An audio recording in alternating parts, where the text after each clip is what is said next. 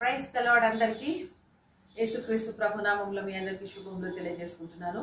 Greetings to you all in the most highly and exalted name of our Lord and saviour Jesus Christ.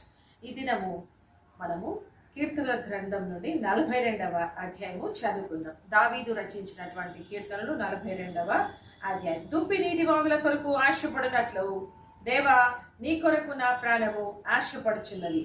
నా ప్రాణము దేవుని కొరకు తృష్ణగొనుచున్నది, జీవము గల దేవుని కొరకు తృష్ణగొనుచున్నది. దేవుని సన్నిధికి నేను ఎప్పుడు వచ్చేదను, ఆయన సన్నిధిని నేను ఎప్పుడు కనబడేదను. ఇక్కడ దావీదు మహారాజు ఏ విధంగా దుప్పి నీటి వాగుల కొరకు ఆశపడుతుందో ఆ విధంగా ఆయన దేవుని సన్నిధి కొరకు ఆశపడుతున్నట్టు మన వాక్యంలో చూస్తున్నాం. కాబట్టి మన జీవితంలో కూడా దేవుని కొరకు మనం ఎప్పుడైతే తృష్ణగొని ఉంటామో ఖచ్చితంగా దేవుడు మన జీవితాలలో అద్భుతాలు జరిగించగలుగుతారు. అలాగే Psalms 42. As the deep pants for flowing streams, so pants my soul for you, O God. My soul thirsts for God, for the living God. When shall I come and appear before God? When shall I come and appear before God? దేవుని సన్నిధిని ఎప్పుడు కనబడాలని దావీదు ఏ విధంగా ఆశీర్వాదం ఉన్నాడు, అలాగే మన జీవితంలో మనం కూడా దేవుని కొరకు ఆశ కలిగి ఉన్నట్లయితే మన జీవితాలలో అనేకమైన అద్భుతాలు మనం చూడగలుగుతాం.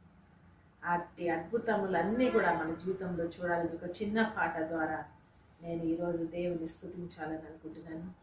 నీటికి దుప్పి వెదకినట్టు ఆత్మదేవుని వెదకినది, నీటికి దుప్పి వెదకినట్టు ఆత్మదేవుని వెదకినది.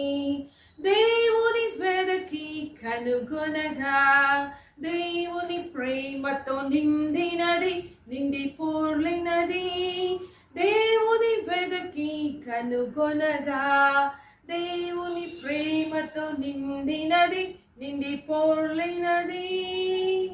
సో దేవుని ప్రేమను మనం ఇతరులకు తెలియపరిచే వారంగా మనం అందరం కూడా ఎల్లప్పుడూ దేవుని స్తుతిస్తూ దేవుని ప్రేమను ఇతరులకు చూపుతూ ముందు జీవితంలో మనం వెళ్ళాలని ఆకాంక్షిస్తూ చిన్న ప్రార్థన మనం చేసుకొని ముగించుకుందాం. మా ప్రేమల పరలోకపు తండ్రి, దయగల నాయన, ఏ విధంగా దుప్పి నీటి వాగుల కొరకు ఆశపడుతుంటున్నదో అలాగే నాయన నా ప్రాణము నీ కొరకు ఆశపడుతున్నదని దావీదు సెలవిచ్చినట్లు ప్రభువా మేము కూడా మా జీవితాలలో నాయన దుప్పి వలె తండ్రి, దావీదు వలె నాయన సన్నిధి కొరకు ఆశపడుతుంటున్నాం కనుక నాయన తండ్రి దావీదును ఆశీర్వదించిన